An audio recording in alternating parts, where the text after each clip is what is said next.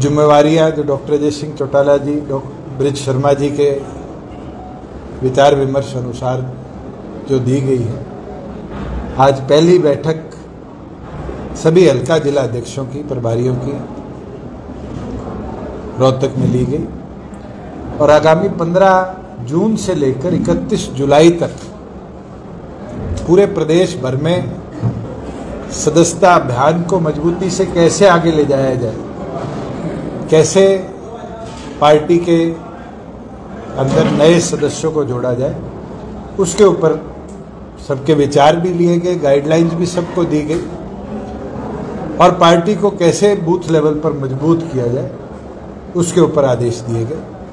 साथ ही साथ पार्टी ने भारतीय सेना के तीनों विंग्स, आर्मी, एयरफोर्स और नेवी को प्रस्ताव के माध्यम से बधाई दी। हमारे कर्नल एस.एस. राठी के अध्यक्षता में जिस प्रकार से देश की सुरक्षा के अंदर उनका योगदान रहा है और उनके साथ साथ अर्धसैनिक बलों का भी, जिन्हें मजबूती के साथ देश के बॉर्डर की सुरक्षा करी है, उनको जननायक जनता पार्टी का एक एक वर्कर और हरियाणा का एक एक नागरिक बहुत बहुत बधाई देता है, क्योंकि हमारे लिए गर्व की बात है कि 2% आबादी के प्रदेश में 10% जवान भारतीय सेना को दे रखे हैं। उसके साथ पिछले दिनों जिस तरीके से यूनिवर्सिटी लेवल पर, पब्लिक सर्विस कमीशन और स्टाफ सिलेक्शन लेवल पर पेपर की लीकेज या प्लान्ड तरीके से पेपर के अंदर क्वेश्चन इम्प्लांटेशन करी गई, उसके विरुद्ध इंसो के राष्ट्रीय अध्यक्ष प्रदीप देशवाल की तरफ से निंदा प्रस्ताव पारित किया गया। साथ में पहली बार हुआ है कि 30 दिन से ज़्यादा डिलेड पेमेंट फार्मर की रही। अमरजीत ढांडा जी द्वारा किसानों की दुर्दशा, चाहे वो पानी की समस्या इतिहास में रही हो, खाद की समस्या रही हो, इसके ऊपर निंदा प्रस्ताव पारित किया गया। और आदरणीय ब्रिज शर्मा जी की तरफ से जो आज कानून व्यवस्था प्रदेश भर की है, उसके विरुद्ध निंदा प्रस्ताव पारित किया गया। मैं तो आपको इतना बता सकता हूं, कल आपके एक पत्रकार साथी ने मुझे सुबह सुबह अखबार की कटिंग भेजी और लिखा हुआ कि मुख्यमंत्री ने ठेकेदारों की बैठक ली और पुलिस को आदेश दिए। आज जो हालात प्रदेश की है, क्या शराब का व्यापार भी कराने के लिए पुलिस का सहयोग लेने का काम हरियाणा सरकार करेगी? और क्या ऐसी हालत लॉ एंड ऑर्डर की हो चुकी है कि क्या क्रिमिनल्स प्रदेश के अंदर व्यापारी बनकर आम नागरिक, आम व्यापारी को धमकाने लगेंगे? फिर तो कोई एक व्यापार नहीं, आने वाले समय में डॉक्टर्स के ऊपर भी ये दबाव बढ़ेगा, प्रॉपर्टी डीलरों के ऊपर भी ये दबाव बढ़ेगा और अनार्की इस प्रदेश में आ जाएगी। 1 साल 3 महीने नायब सैनी जी को प्रदेश के मुख्यमंत्री की 2 बार शपथ लिए होंगे और 1 साल 3 महीने पहले एक भाषण में मैंने उनको बोलते सुना था कि गुंडा तत्व हरियाणा छोड़ दो, वरना। आज तक वरना की परिभाषा वो समझा नहीं पाए और जिस तरह के घटनाक्रम यमुनानगर जिले में, रोहतक में, गुड़गांव में सुनने में आ रहे हैं, तो साफ दिखता है कि उन गुंडा तत्वों को कहीं ना कहीं भारतीय जनता पार्टी की सरकार और खुद होम मिनिस्टर होते हुए मुख्यमंत्री शय देकर कहीं ना कहीं बचाने का काम कर रहे हैं।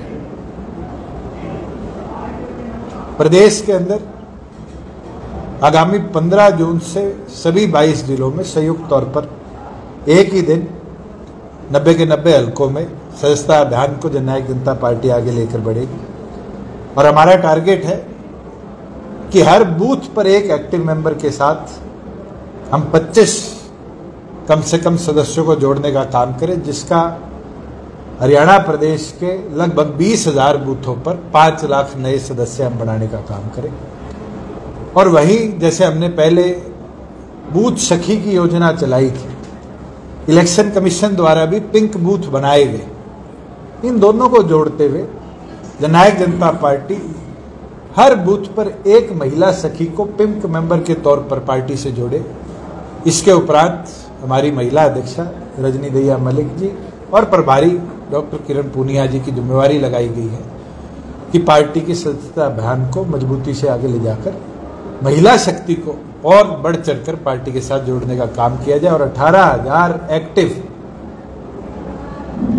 बूथ पर महिला वर्करों को पार्टी के साथ जोड़ा जाए, जो दिन प्रतिदिन के कार्यों के साथ साथ पार्टी को लगभग 5,000 महिला वोटर्स एक बूथ पर है, उनके साथ जोड़कर उन तक पहुंचाने का काम करें कि जो कार्य हमने महिलाओं के लिए इतिहास में करे, चाहे 50% पंचायती राज में उनको हिस्सेदारी देने की बात हो, चाहे उनको राशन डिपो में हिस्सेदारी देने की बात हो, उसी तरह संगठन के अंदर भी आने वाले समय में, क्योंकि इलेक्शन कमीशन को भी अब 33% महिला रिजर्वेशन 2027 के बाद देश भर में लेकर आना है, राजनीतिक तौर पर महिलाओं की हिस्सेदारी सुनिश्चित हो, इसमें पार्टी का सहयोग बढ़ चढ़कर बने, इसके ऊपर काम करें। ये फैसले आज की बैठक में लिए गए हैं और हमें पूर्ण विश्वास है कि जिस प्रकार से हरियाणा के हित के लिए हमने लड़ाई लड़ी है और जो व्यवस्था आज हरियाणा के अंदर, चाहे वो पेपर लीकेज की हो भर्तियों के अंदर, चाहे वो क्राइम की हो, लॉ एंड ऑर्डर की हो,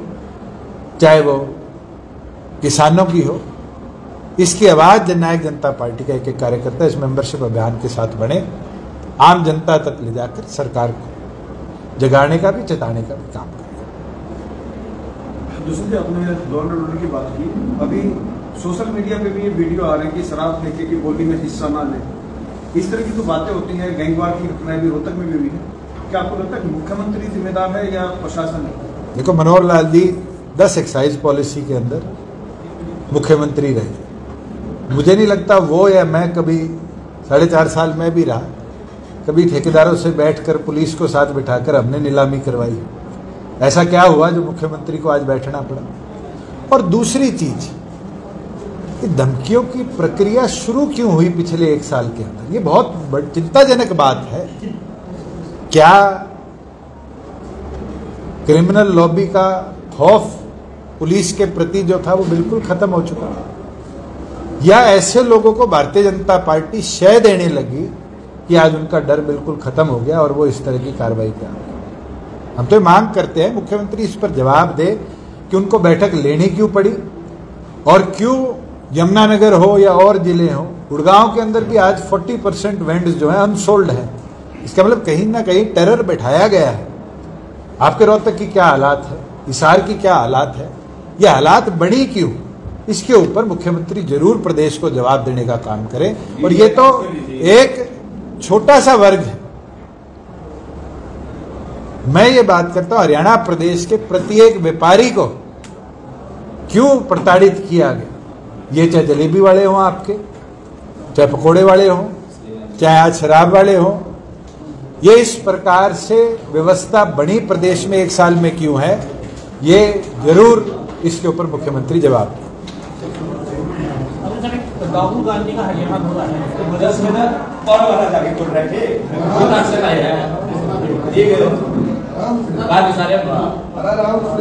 जो जब एक साथ निकल गया।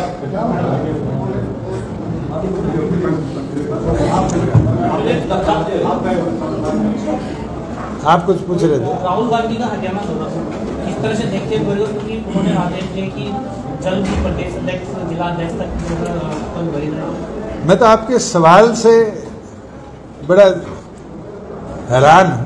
राहुल गांधी का हरियाणा दौरा कोई पहली बार आया है? राहुल गांधी हरियाणा में कई बार आ चुके।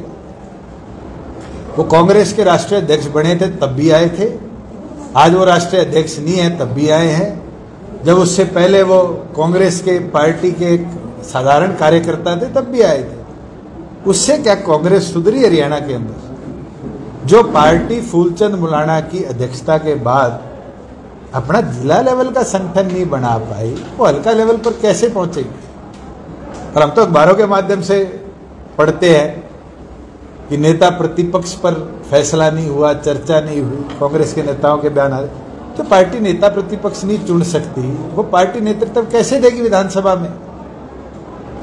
यह हैरानी की बात है कि आज कांग्रेस को सेंट्रल लीडरशिप के आगे ये बोलना पड़ता है गुटबाजी खत्म करवाओ, संगठन बनाओ, पैनल मांगे जाते हैं। इसका मतलब तो उनका ऑर्गेनाइजेशन कितना वीक है।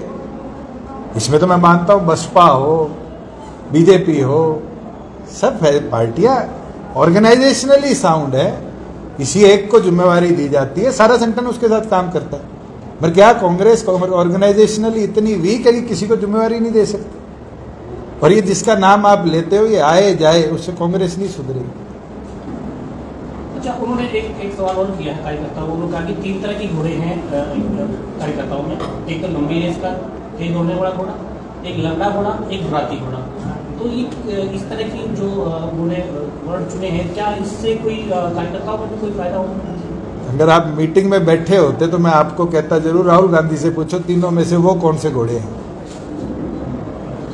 अगर वो ये फैसला कर ले वो कौन से घोड़े हैं, फिर ही तो कांग्रेस के कार्यकर्ता फैसला करेंगे वो कौन से घोड़े हैं।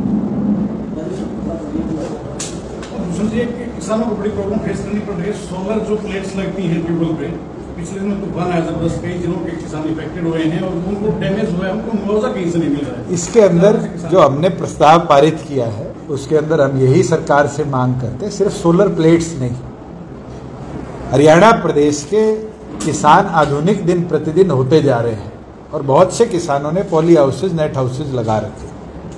और जो तूफान आया है 12 जिले तो मैं जानता हूं जिसके अंदर बहुत बड़ी तादाद में नेट हाउसेज, पॉली हाउसेज को नुकसान हुआ है और ये किसी भी प्रधानमंत्री फसल बीमा योजना में कवर नहीं होते। हम ये मांग करते, जैसे बाढ़ के समय पर हमने 7,000 रुपया एकड़ के हिसाब से फार्मर को स्पेशल पैकेज दिया था कि वो अपने नुकसान की भरपाई कर ले। मुख्यमंत्री फार्मर के लिए बयान तो दे चुके हैं कि हम पैकेज बनाएंगे, तुरंत प्रभाव से आर्थिक मदद स्टेट डिजास्टर मैनेजमेंट फंड से मुख्यमंत्री करने का काम करे, जिसके तहत जिन फार्मर्स की भी सोलर संबंधित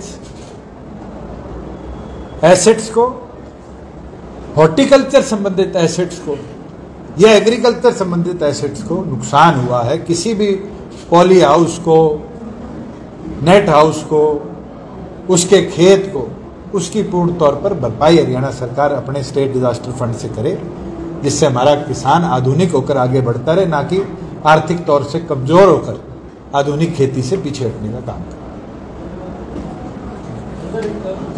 मुद्दा ये कहने की बीजेपी में बीजेपी की बी टीम है, जब कभी मिलकर बैटिंग करते हैं तो कभी दिखावा करते हैं। तो आपने सवाल दूसरी बार पूछ लिया। भूपेंद्र हुड्डा जी ये बता दे कि लोकसभा और विधानसभा में बीजेपी के साथ सेटिंग किसने करी थी? पुत्र मोह में पुत्र को जिताने के लिए क्या बीजेपी को 5 लोकसभाओं में मदद नहीं करी गई? राज बब्बर को किसने खड़ा करा? कैप्टन अजय यादव खड़ा होना चाहते थे। और विधानसभा तो जीता जागता उदाहरण है, चाहे वो कुमारी शैलजा का उदाहरण हो, चाहे और नेताओं का उदाहरण हो। आज हरियाणा का आम नागरिक ये जानता है कि बाबू बेटों ने कैसे कांग्रेस का सत्यानाश किया है।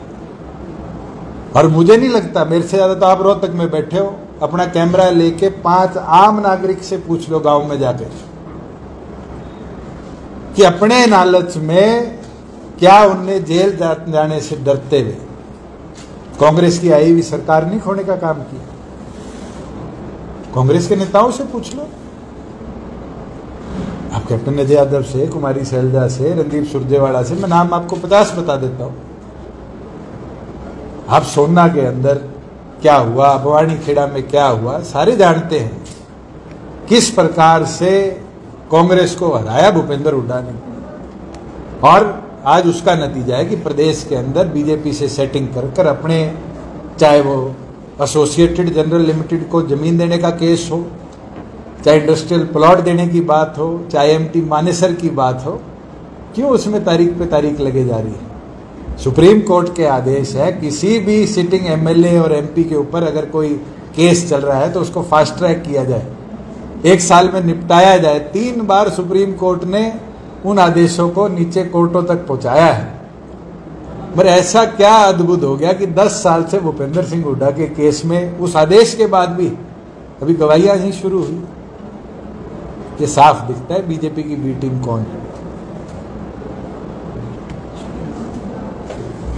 Thank you ji.